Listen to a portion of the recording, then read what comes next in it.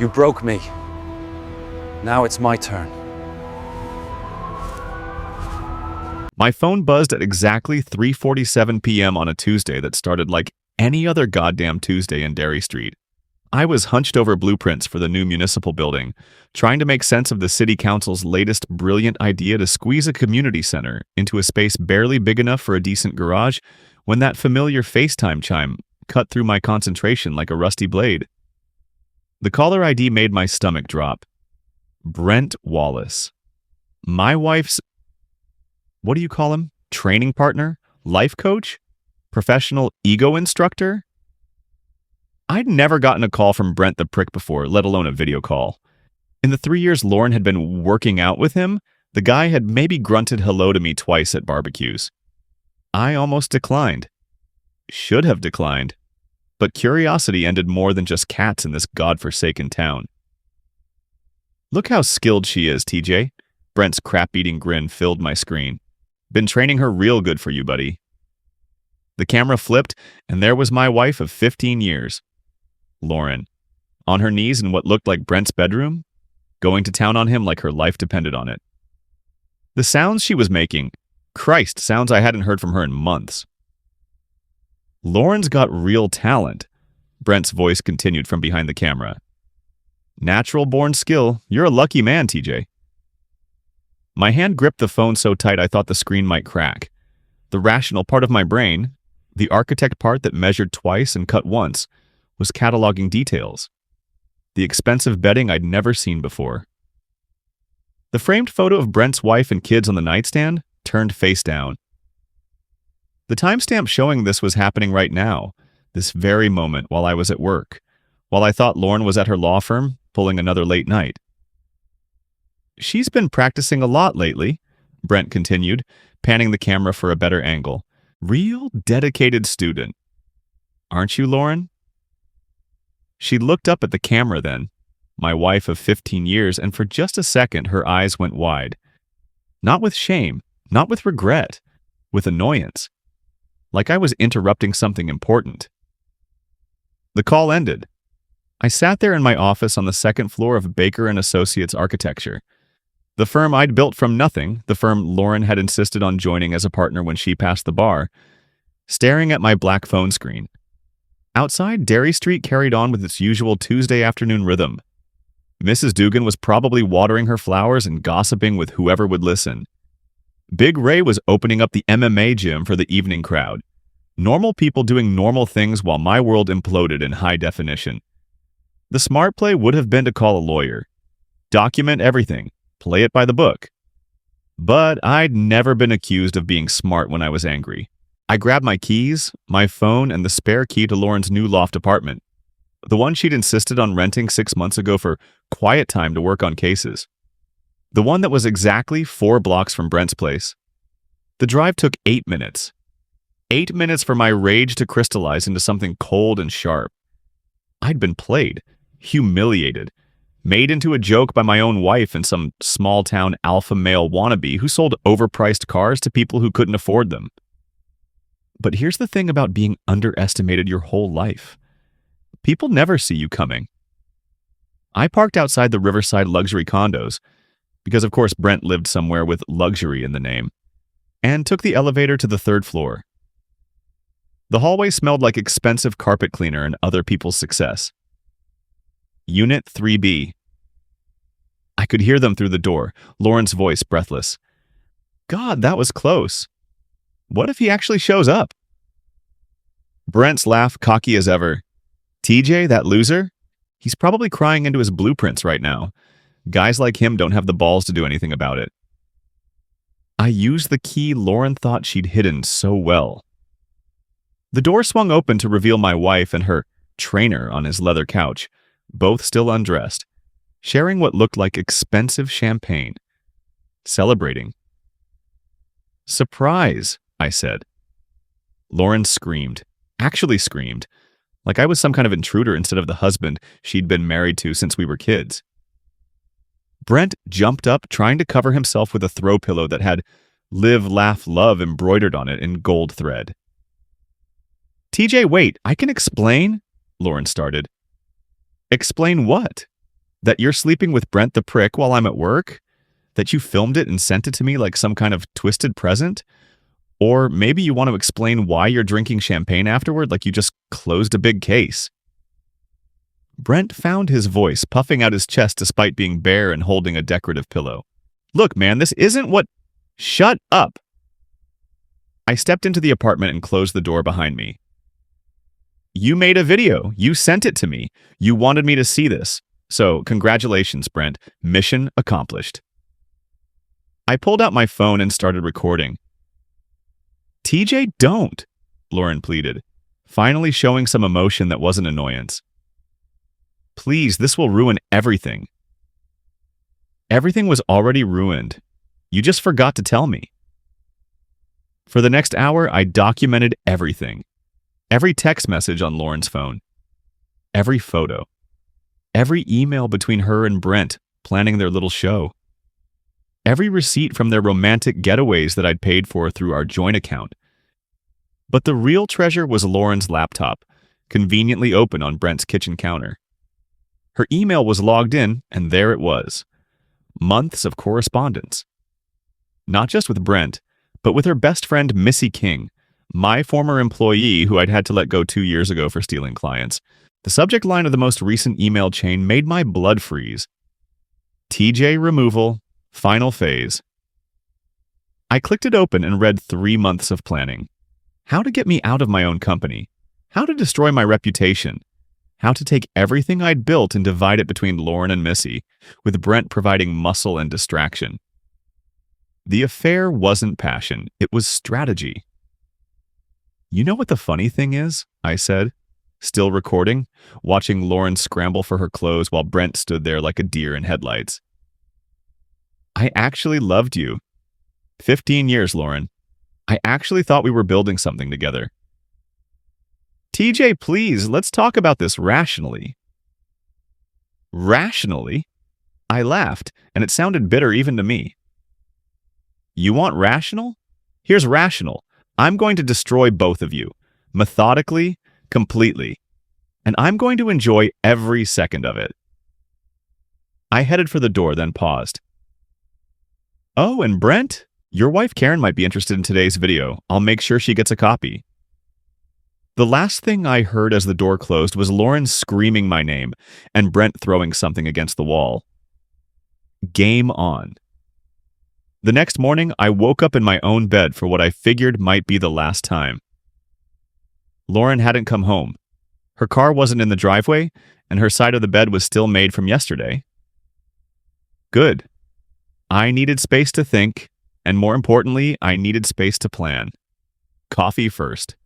Strong and black, the way my grandfather used to make it when he taught me that a man's word was his bond and his work was his legacy. 2 things Lauren and her conspirators were about to learn the hard way.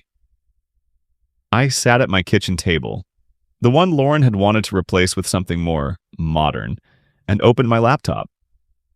Time for some real detective work. First stop, our joint accounts. Lauren had been busy. 3 large withdrawals in the past month, all to cash. A payment to something called KM Consulting. Missy's initials, how clever of her. Really clever. And a series of charges to a private investigator in Albany. They'd been investigating me, my business, my finances, probably looking for dirt they could use in divorce proceedings. The private investigator's website was all about discreet marital investigations and asset discovery services. I called the number. Hartwell Investigations, this is Janet. Hi, this is Tom Baker. I think my wife hired you folks to look into some things for her. Lauren Baker? Oh yes, Mr. Baker. Actually, Lauren asked us to call you directly if you reached out. She said you might be difficult. I know about the divorce proceedings. She wanted to arrange a meeting. My wife had anticipated this call. Of course she had. Lauren always was 3 steps ahead in court, and apparently she thought the same tactics would work at home. A meeting sounds great, I said. When and where? She suggested tonight 7 p.m. at the Riverside Warehouse. She said it was neutral ground where you could discuss things civilly. The Riverside Warehouse. The abandoned building where Derry Street kids used to go to drink beer and pretend they were tougher than they were. Where Lauren and I had actually had our first kiss, back when we were 17, and stupid enough to think love conquered everything. She was playing the nostalgia card. How romantic. I'll be there, I told Janet. After I hung up, I spent the morning doing what I do best: research and planning. I pulled property records, business filings, tax documents. I traced every connection between Lauren, Brent, and Missy. What I found made my coffee taste like ash. The plan was bigger than just getting rid of me. Missy had been setting up a competing architecture firm for months, using contacts and client lists she'd stolen before I fired her. Lauren had been feeding her inside information about our current projects, our bids, our strategies. Brent was providing startup capital through his car dealership, money that was probably being laundered through fake sales and inflated trade-ins. They weren't just destroying my marriage, they were destroying my life's work. By noon, I had a plan of my own. First stop, Big Ray's gym. Ray had been training fighters in Derry Street for 30 years, and he had connections everywhere. More importantly, he had equipment I needed. TJ, Ray called out as I walked into the gym. The place smelled like sweat, leather, and honest work, a sharp contrast to the perfumed BS I'd been living with. You look like heck, brother. What's eating you? I told him. Everything. The video, the emails, the conspiracy. Ray listened while he wrapped his hands, nodding occasionally, his face getting darker with each detail. That's cold, man. Even for Derry Street, that's cold. Ray finished with his wraps and looked at me seriously. What do you need? Equipment, and maybe some advice on how to handle multiple opponents. Ray grinned, and it wasn't a nice grin. Now you're talking my language. He set me up with a small digital recorder, a GPS tracker, and something he called a voice stress analyzer. Basically a fancy lie detector that could work through a phone call. Then he gave me the most important advice of the day. Don't get mad, TJ.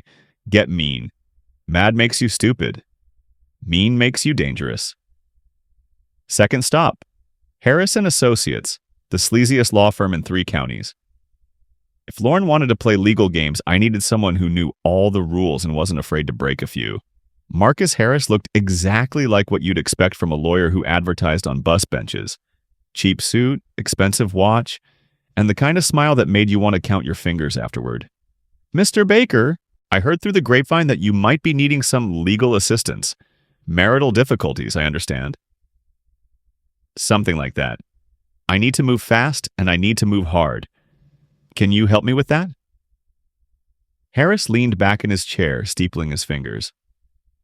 Depends on how hard you want to move and how much you're willing to spend to do it. I slid a cashier's check across his desk. Retainer. I want to freeze all joint accounts, file for separation, and start asset protection immediately. And I want you to do it today. Harris looked at the check and his smile got wider.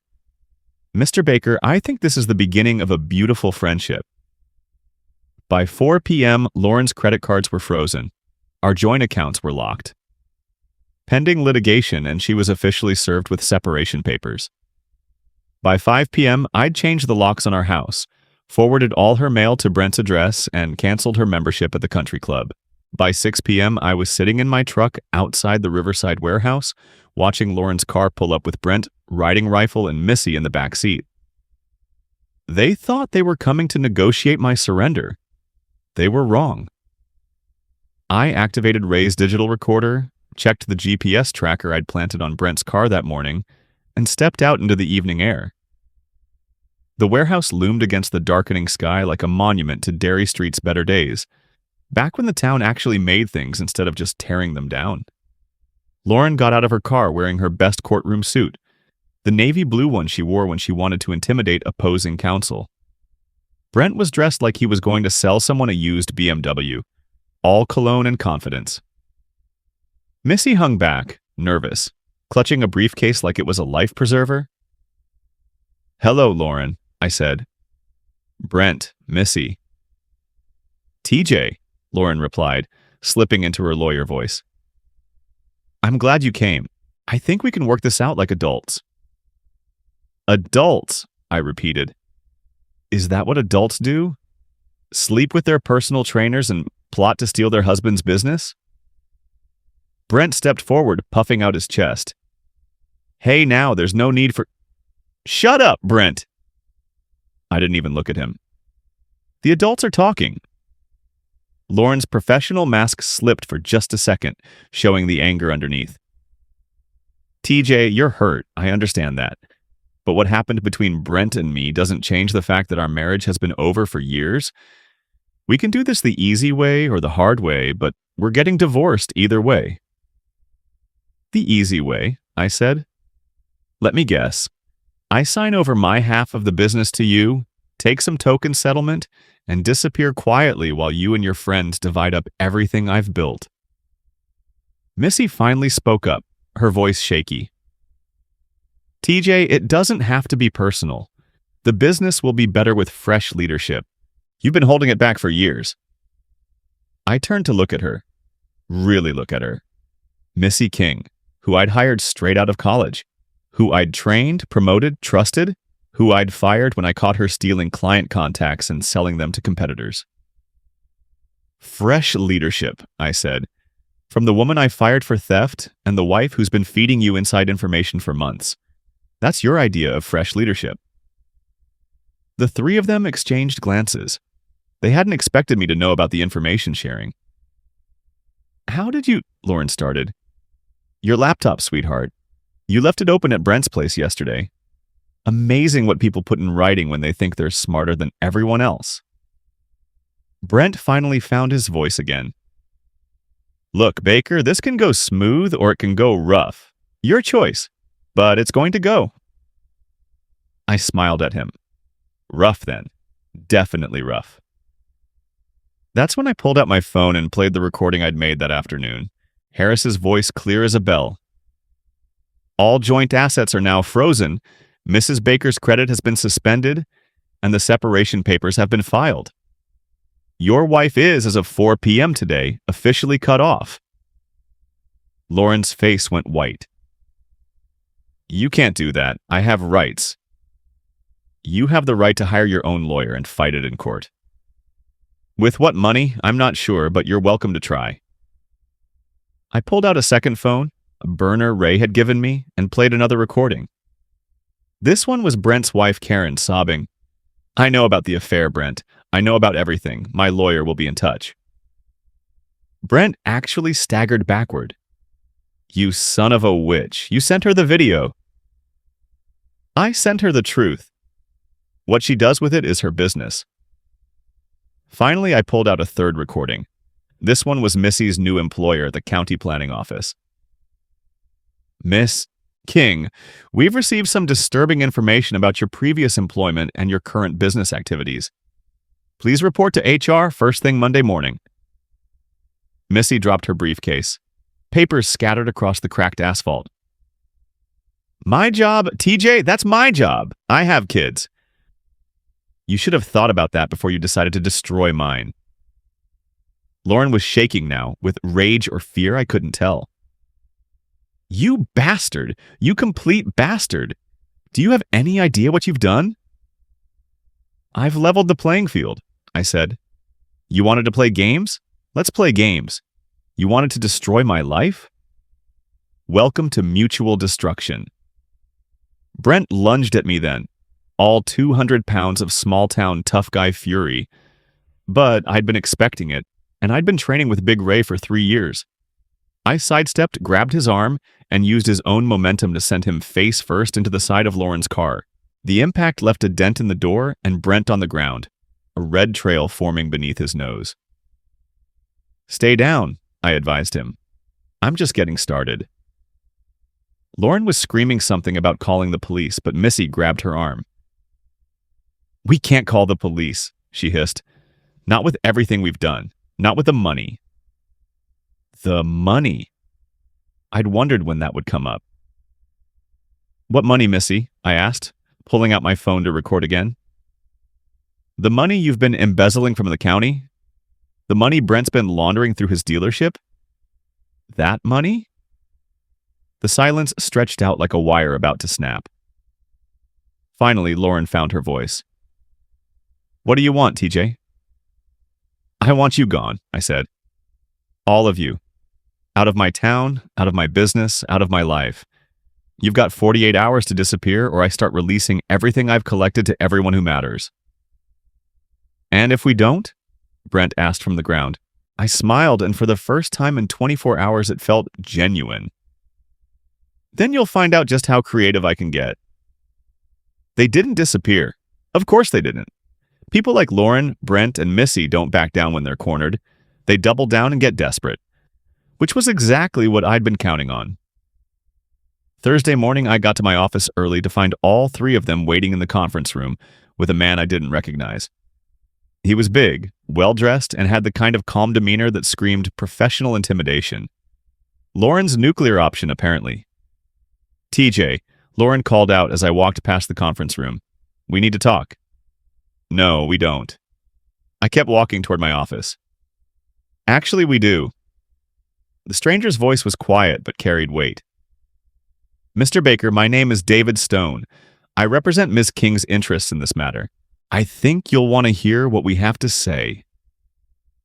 I stopped, turned around, and really looked at the four of them through the glass walls of the conference room. Lauren in her power suit, trying to look confident. Brent with a bandage across his nose from our parking lot encounter. Missy clutching another briefcase like her life depended on it. And David Stone, who looked like he could break me in half without wrinkled his expensive suit.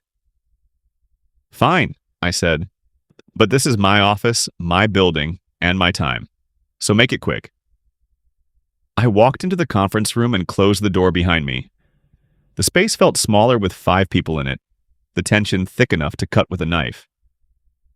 Stone spoke first. Mr. Baker, my clients are prepared to make you a very generous offer. Full market value for your share of the business, plus a settlement that should keep you comfortable for the rest of your life. All you have to do is sign some papers and walk away. And if I don't? Stone's smile was colder than a February morning in Derry Street. Then things get complicated. See, my clients have been documenting some irregularities in your business practices. Tax issues, building code violations, some questionable billing practices. The kind of thing that could result in serious legal troubles. I looked at Lauren. You're threatening me in my own conference room? I'm trying to save you from yourself, she replied. TJ, you're not thinking clearly. You're angry and you're making mistakes. Take the deal. Missy leaned forward, her voice pleading.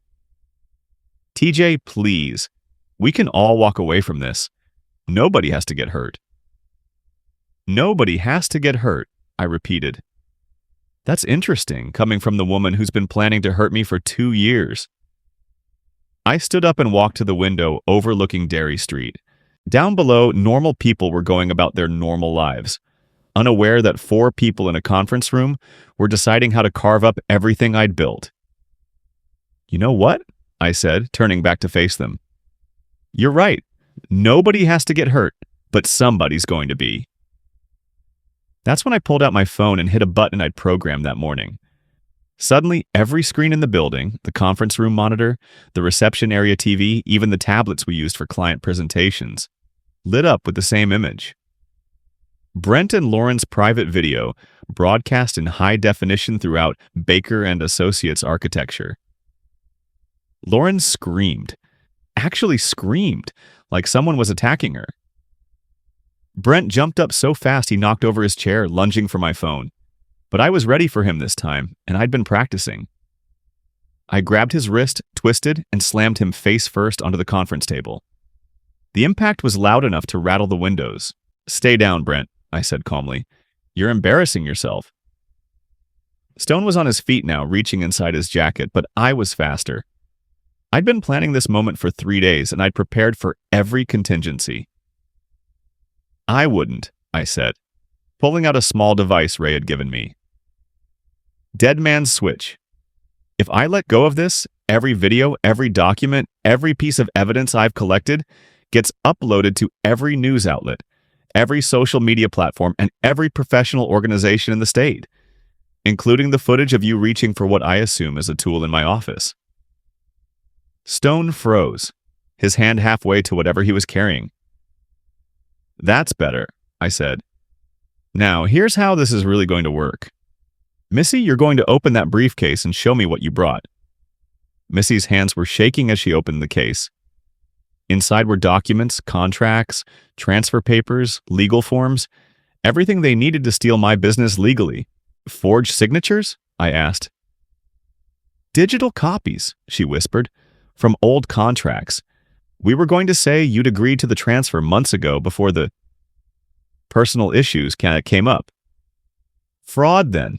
Felony fraud. I looked at Lauren. And you were okay with this? You, an officer of the court, were okay with committing felony fraud? Lauren's face was red with rage and humiliation. The love tape was still playing on every screen in the building, and I could hear voices from the reception area. Other tenants, delivery people, anyone who happened to be in the building was getting quite a show. "Turn it off," she hissed. "Turn it off right now." "Or what? You'll have your friend Stone here shoot me? In my own office, in front of cameras?" I gestured to the security system I'd had installed the day before. "Smile, everyone. You're all being recorded." That's when Brent made his second mistake of the day. Still dripping from a cut sustained during his encounter with the conference table, he decided to try a different approach. He lunged not at me, but at the window, apparently thinking he could escape through the second-story glass. The impact was spectacular. Brent hit the reinforced glass with his full weight, bounced backward, and landed in a heap on the conference room floor, unconscious. "Jesus Christ," Stone muttered. Brent was never the brightest, I observed. But he's consistent. Lauren was crying now, mascara running down her cheeks as her intimate recording played on loop for anyone in the building to see. "Please, TJ, please stop this. I'll do anything." "Anything?" I asked.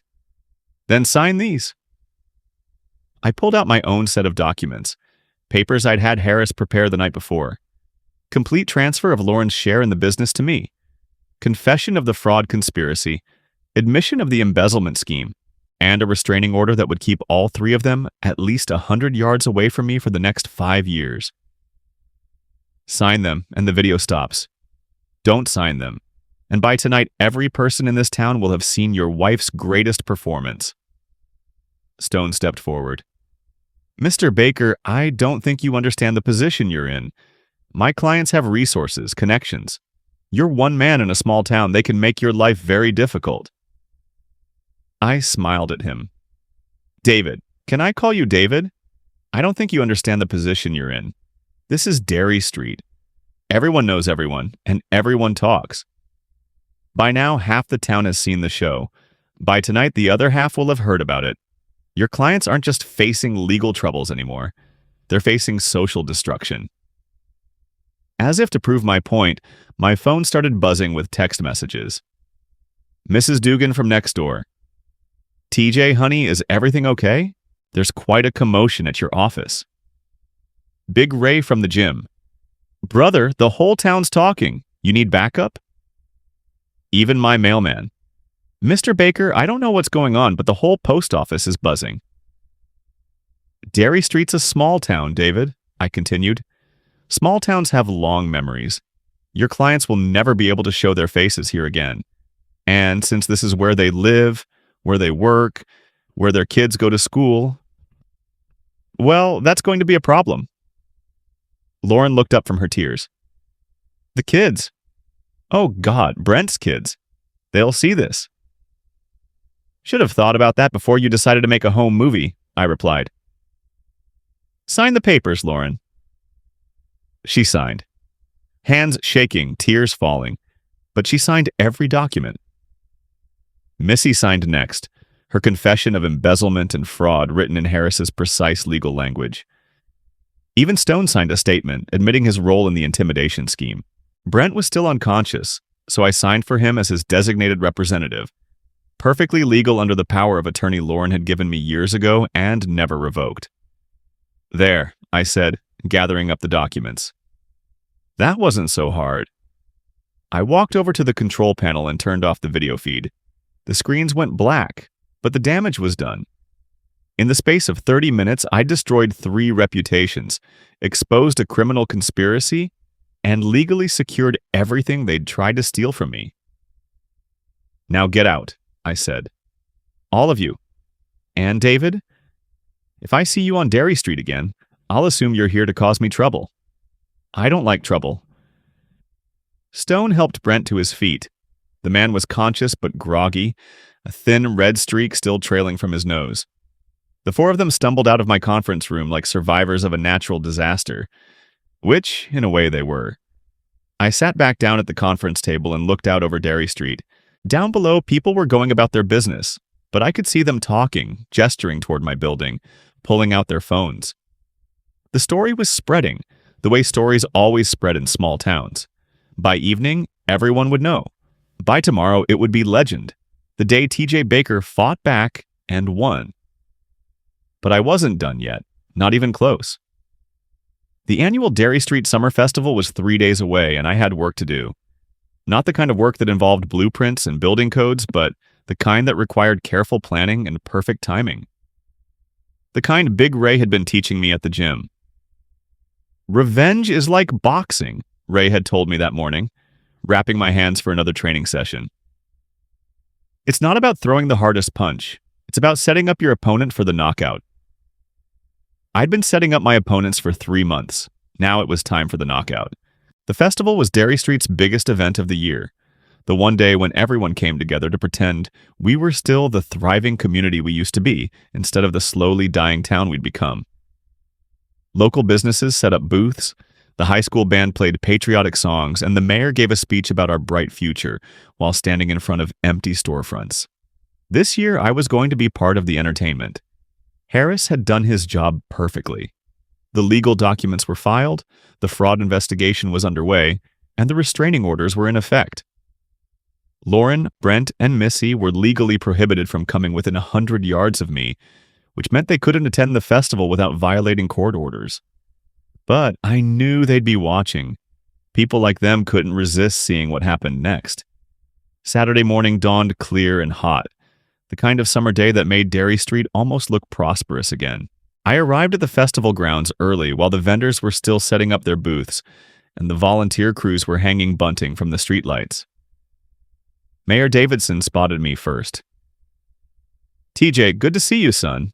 Heard you've been having some personal difficulties lately. Hope everything's working out.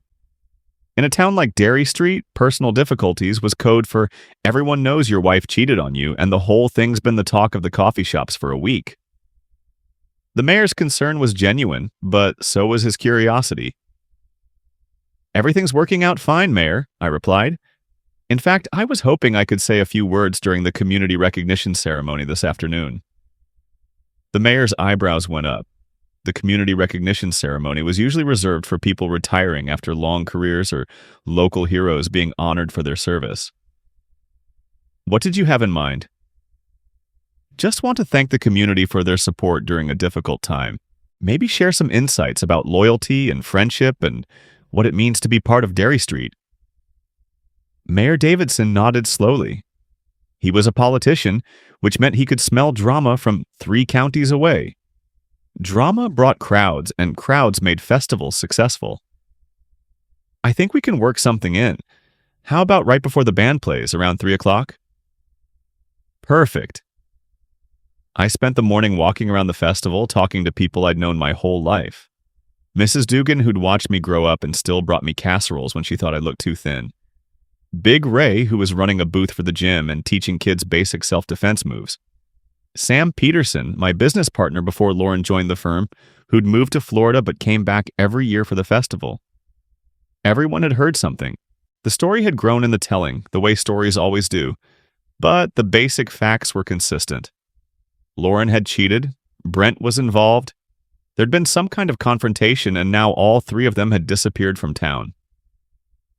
Good riddance, Mrs. Dugan said, patting my arm. That woman never deserved you, TJ. Too ambitious, too cold. A man needs a wife who supports him, not one who's always trying to climb over him. Brent Wallace was always a piece of crap, Big Ray added. Even in high school. Remember when he tried to sell those stolen car stereos? Thought he was smarter than everyone else. The consensus was clear.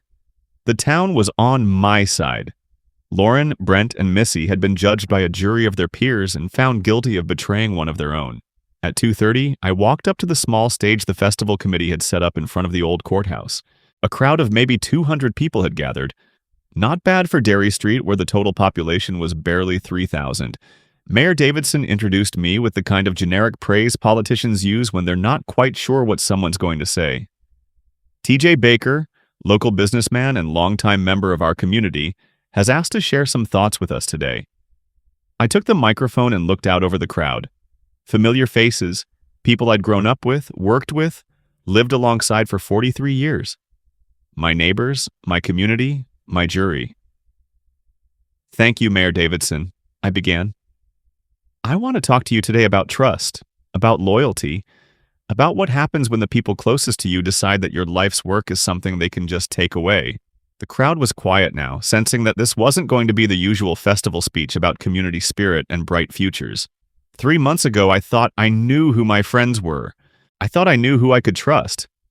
I thought the woman I'd been married to for 15 years and the people I'd worked with and helped and supported were part of my team. I paused, letting the silence stretch out. I was wrong. Then I told them everything. The affair, the conspiracy, the embezzlement, the fraud. I told them about the intimate video, the forged documents, the hired muscle. I told them about Lauren's emails and Missy's theft and Brent's money laundering. But I didn't just tell them. I showed them. The big screen the festival committee used for showing movies after dark flickered to life behind me. Email screenshots, bank records, phone logs, the paper trail of betrayal laid out in black and white for everyone to see.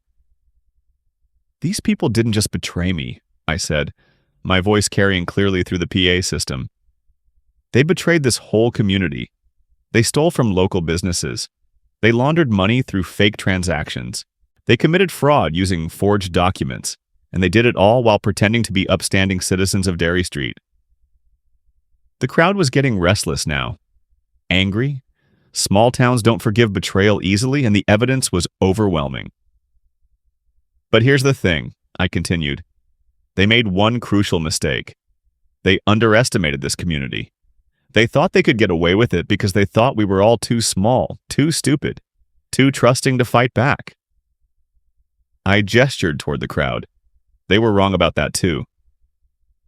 The applause started slowly, just a few people clapping, but it built, growing louder and more enthusiastic until the whole crowd was cheering. Not just for me, but for themselves, for their town, for the idea that sometimes the good guys actually win. So, I want to thank all of you, I said as the applause died down. Thank you for your support. Thank you for believing in justice. And thank you for proving that Derry Street takes care of its own. I was about to hand the microphone back to Mayor Davidson when I saw them, Lauren, Brent, and Missy, standing at the edge of the crowd, just outside the 100-yard limit imposed by their restraining orders. They'd been watching, just like I knew they would. Lauren looked like she'd aged 10 years in a week. Brent was wearing sunglasses to hide what I assumed were 2 black eyes from his encounter with my conference room window. Missy was crying, clutching a tissue and looking like she wanted to disappear into the ground. Oh, and one more thing, I said into the microphone, looking directly at them. To anyone who might be thinking about betraying the trust of this community in the future, let me offer some free advice. Don't. We're watching. We remember. And we don't forgive. The crowd turned to follow my gaze, and when they saw Lauren, Brent, and Missy standing there, the mood shifted. The cheering stopped. The friendly festival atmosphere turned cold and hostile. Someone in the crowd shouted, "Get out of town!" Others joined in. "Thieves! Cheaters! We don't want you here." Lauren tried to say something, but her voice was lost in the noise. Brent grabbed her arm and Missy's, pulling them away from the increasingly angry crowd. They retreated to a car parked on the far side of the street and drove away quickly, tires squealing on the hot asphalt. I handed the microphone back to Mayor Davidson, who looked like he'd just witnessed something between a public execution and a revival meeting. Well, he said into the microphone, his voice slightly shaky. That was informative. Let's hear it for the Derry Street High School marching band. As the band launched into a slightly off-key version of The Stars and Stripes Forever, people began coming up to me. Handshakes, pats on the back, words of support and encouragement. Mrs. Dugan hugged me so hard I thought she might crack a rib. "You did good, honey," she whispered in my ear. "Your grandfather would be proud." Big Ray was grinning like he'd just watched his favorite fighter win a championship bout. That was beautiful, brother. Absolutely beautiful. They'll never show their faces in this town again. He was right. In the space of 20 minutes, I'd turned Lauren, Brent, and Missy from conspirators into pariahs. They weren't just legally defeated, they were socially destroyed. In a place like Derry Street, that was a death sentence. But I still wasn't finished. Sunday night, exactly 1 week after Lauren's little FaceTime surprise, I got the call I'd been expecting. "TJ?" Lauren's voice was barely a whisper. "We need to talk." "No, we don't. We've got restraining orders, remember? You're supposed to stay away from me. Please, one last conversation. I'll make it worth your while." I almost hung up. Should have hung up, but curiosity has always been my weakness, and I wanted to see how this story ended. Where? The Riverside Warehouse, where we had our first kiss, remember? Of course I remembered. 17 years old, full of dreams and hormones, convinced we'd be together forever. The irony was almost too perfect. When? Now, I'm already here. I should have called the police, should have reported the restraining order violation and let the legal system handle it. But after everything they'd put me through, I wanted to face them one last time. I wanted to look Lauren in the eye and see what 15 years of marriage had really meant to her. The warehouse sat on the banks of the Derry River like a monument to the town's industrial past. Built in the 1940s to store equipment for the paper mill, it had been abandoned for 20 years, slowly falling apart while the town council argued about demolition costs and environmental cleanup. Lauren's car was parked outside along with Brent's Tesla and a third vehicle I didn't recognize. So much for a private conversation. I parked my truck and checked the equipment Ray had given me. Digital recorder, GPS tracker, and a small canister of pepper spray. Not much, but it would have to do. The warehouse door was unlocked. Inside, the air smelled like rust and decay, with shafts of moonlight streaming through broken windows high above. Lauren was sitting on an old wooden crate in the center of the space, still wearing the same clothes she'd had on at the festival. She looked exhausted. "Hello, TJ." "Lauren." I stayed near the door, keeping my escape route clear. "Where are your friends?" "Around." She gestured vaguely at the shadows. "They wanted to make sure we weren't interrupted." "Interrupted doing what?" She stood up slowly and I could see she'd been crying. Real tears, not the courtroom performance from a few days ago. "Trying to fix this. Trying to find a way we can all walk away from this mess." "There is no we anymore, Lauren. You made sure of that." I know I screwed up. We all did. But TJ, you've destroyed us. Completely. Do you understand that? Brent's wife filed for divorce and took the kids. Missy lost her job and her apartment. I'm facing disbarment proceedings and criminal charges. We have nothing left. I felt a flicker of something that might have been sympathy, but it died quickly. You had everything, Lauren. We had everything. A good marriage, a successful business, a future together. You threw it all away for what? A few thrills with Brent the prick? It wasn't about Brent. The words exploded out of her, echoing in the empty space. It was never about Brent. It was about you, TJ. It was about being married to someone who was content to stay small, to stay safe, to never take any risks or reach for anything bigger. So you decided to steal my business and destroy my life. That's your idea of reaching for something bigger? Lauren laughed, but there was no humor in it. Your business? TJ, I built that business as much as you did. I brought in half the clients, I handled all the legal work, I'm the one who pushed us to take on bigger projects. But it was always Baker and Associates, never Baker and Baker. Always your name first, your vision, your decisions. Because I started it. Because I took the risks and did the work and built it from nothing before you even passed the bar. And I was supposed to be grateful for the scraps? Supposed to be happy being the junior partner in my own marriage? We stared at each other across 20 feet of empty warehouse space. And for a moment I could see the girl I'd fallen in love with all those years ago. Ambitious, driven, frustrated by the limitations of small-town life. But I could also see what she'd become. Bitter, entitled, willing to destroy everything rather than accept that some things couldn't be taken, only earned. So this was all about ego, I said. About you feeling like you didn't get enough credit. This was about survival, TJ, about not spending the rest of my life watching you play it safe while opportunities passed us by. That's when Brent stepped out of the shadows, and I realized this wasn't a conversation. It was an ambush. Enough talking, Brent said. His face was a mess of bruises and bandages, and his voice was thick with pain and anger. This son of a witch has cost us everything. Time to return the favor. Missy appeared from another direction, looking nervous but determined. TJ, we tried to do this the easy way. We tried to give you a clean exit, but you had to make it personal. I made it personal?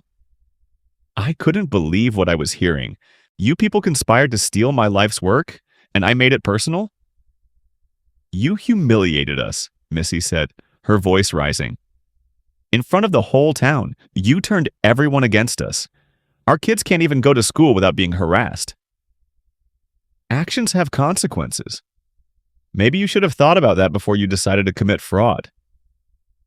Brent was moving closer now, and I could see something in his hand. A tire iron, probably from his precious Tesla. You want to talk about consequences? Let's talk about consequences. I backed toward the door, but Missy moved to block my path. She was holding something too, looked like a baseball bat. This is stupid, I said, trying to keep my voice calm. You assault me and you'll all go to prison. Real prison. Not just civil court and professional sanctions. Only if they find the body, Brent replied. Lauren stood up from her crate and I could see she was holding a tool. A small Colt, probably a .38. Her hands were shaking, but at this distance it wouldn't matter. Lauren, don't do this. Don't make it worse than it already is. Worse? She laughed again, that same bitter sound. TJ, you've already destroyed everything that mattered to me. My career, my reputation, my future. What's left to make worse? Your freedom, your life. You end me and you'll spend the rest of your life in prison. Is that really worth it? Maybe. Maybe it's worth it to know that you can't hurt anyone else the way you hurt us. I could see the madness in her eyes now. The desperation of someone who'd lost everything and had nothing left to lose. This wasn't the woman I'd married. This wasn't even the woman who'd betrayed me. This was someone broken. Someone dangerous. You want to know the truth, TJ? Lauren continued, the tool steady now. The affair with Brent was just business. A way to manipulate him, to get him to provide the money we needed for the takeover. I never loved him. Heck, I barely liked him. Brent's face went pale. Lauren, what are you saying? I'm saying you were a useful idiot, Brent. Just like TJ was a useful husband until he stopped being useful. But you said we had a future together. We had a business arrangement. Nothing more. I almost felt sorry for Brent. Almost. He'd been played just as thoroughly as I had, manipulated by a woman who saw everyone around her as tools to be used and discarded. So what's the plan, Lauren? I asked. You shoot me, dump my body in the river, and then what? Live happily ever after with your co-conspirators? The plan is to make you disappear, Missy said. Permanently. People will think you couldn't handle the shame and ran away. Happens all the time. Except I've been documenting everything, every conversation, every meeting, every threat. If something happens to me, all that evidence goes public automatically. It was a bluff, but a good one. Lauren hesitated, uncertainty flickering across her face. You're lying, Brent said, but he didn't sound sure. Am I? You want to bet your life on it? That's when I heard the sirens. Distant at first, but getting closer. Multiple vehicles moving fast. Lauren heard them too, and her face went white. What did you do? She demanded. I called in a favor, I said. Turns out Detective Fazio has been investigating financial irregularities at the county planning office. Amazing what people find when they start looking. The sirens were louder now, close enough that we could see flashing lights through the warehouse windows. Lauren raised the tool, her hands shaking again. You bastard! You set us up! I gave you every chance to walk away. You chose this. The warehouse doors burst open, and suddenly the space was flooded with light and shouting voices. Police! Drop your tools! Lauren spun toward the door, the tool swinging away from me. That's when I moved, diving behind a stack of old pallets as chaos erupted around me. Sharp cracks rang out, shouting, the sound of people running. I stayed down, covering my head, until the noise stopped and someone called out, "All clear." When I finally stood up, it was over.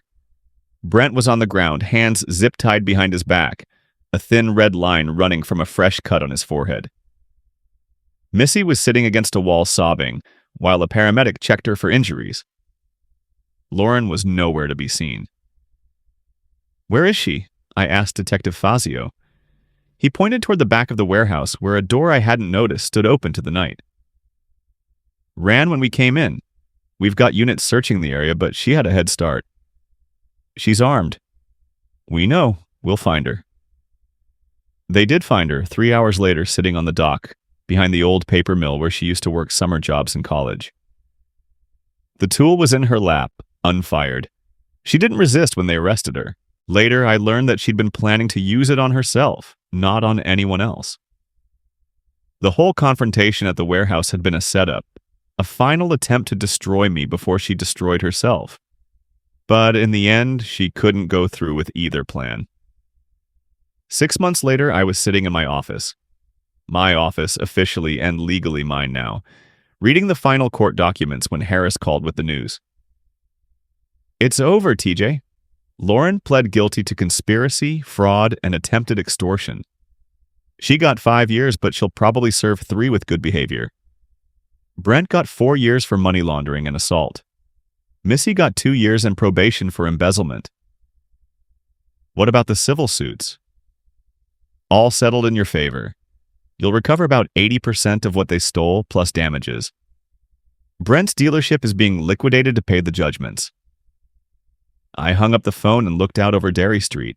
It was early spring, and the town was starting to show signs of life again.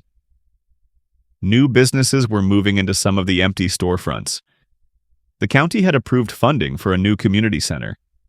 There was talk of bringing a tech company to the old paper mill site. Things were looking up. Mrs. Dugan knocked on my door carrying a casserole dish and wearing the kind of smile that meant she had gossip to share. TJ, honey, I brought you some of that tuna casserole you like, and I thought you should know. There's a new lawyer in town. Young woman, just past the bar. She's looking for office space. That's nice, Mrs. Dugan. Her name's Sarah Mitchell. Pretty girl, smart as a whip. Single too, from what I hear. I had to smile. In a town like Derry Street, the matchmakers never rest. I'll keep that in mind. After Mrs. Dugan left, I walked over to the window and looked down at the street where I'd grown up, where I'd built my business, where I'd learned that the people closest to you could hurt you the worst, and where I'd also learned that sometimes if you're smart and patient and a little bit ruthless, you can hurt them back. Lauren had been right about one thing. I'd been content to stay small, to play it safe, to never reach for anything bigger than what I already had. But she'd been wrong about why. It wasn't because I lacked ambition or vision. It was because I'd been happy. I'd been happy with our marriage, happy with our business, happy with our life in Derry Street. I hadn't needed anything bigger because what we had seemed big enough. But happiness, I'd learned, was a luxury you could only afford when the people around you wanted you to have it. When they didn't, when they saw your contentment as weakness, your trust as stupidity, your love as something to be exploited, then you had to choose between staying happy and staying alive. I'd chosen to stay alive.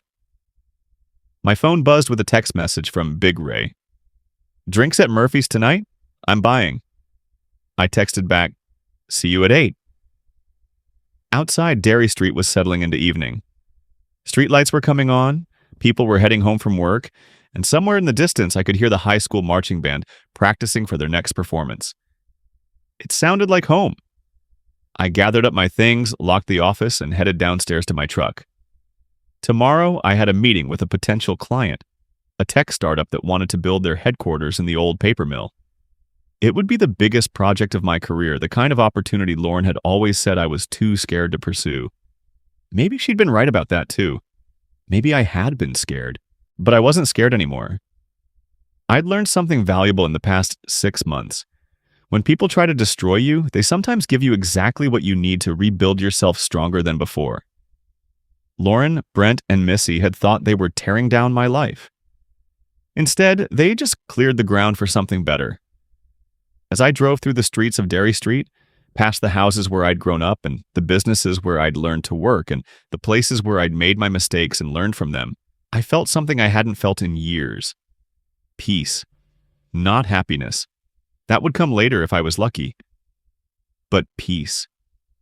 The deep, quiet satisfaction of knowing that I'd faced the worst that life could throw at me, and I'd survived.